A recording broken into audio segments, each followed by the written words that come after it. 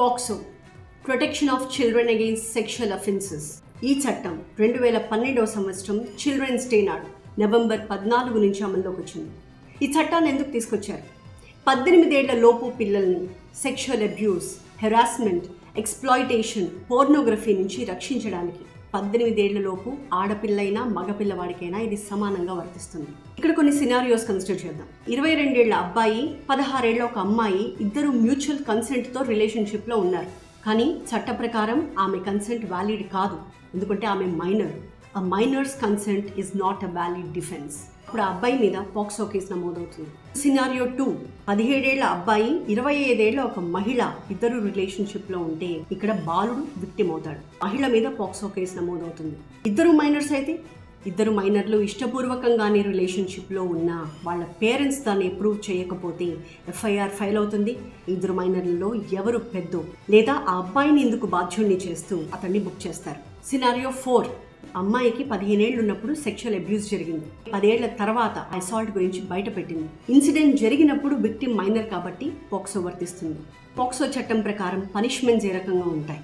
18 ఏళ్ల లోపు పిల్లల్ని సెక్షువల్గా హెరాస్ చేస్తే 3 ఏళ్ల వరకు జైలు శిక్ష, సెక్షువల్ అసాల్ట్ చేస్తే 3 నుంచి 5 సంవత్సరాల జైలు శిక్ష, పెనిట్రేటివ్ సెక్షువల్ అసాల్ట్ కనుక చేస్తే minimum 10 years to life time imprisonment. అంతకు మించిన ఘోరమైన నేరం జరిగితే లైఫ్ ఇంప్రిజన్మెంట్, కొన్ని సందర్భాల్లో డెత్ పెనాల్టీ కూడా విధిస్తారు.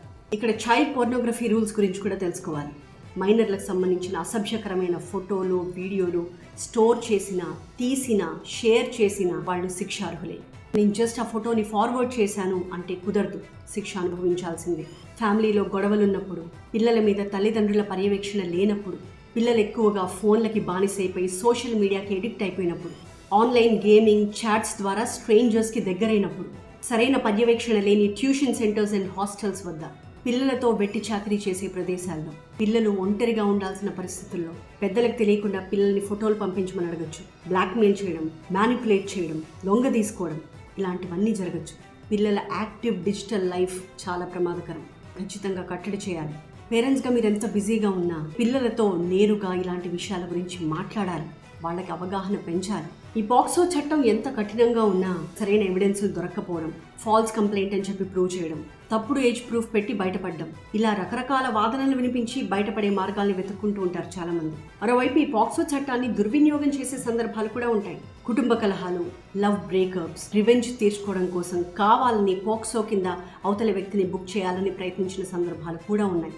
ఈ చట్టం మీద పూర్తి అవగాహన లేక చాలామంది యువత లీగల్ ట్రబుల్స్లో పడుతూ ఉంటారు.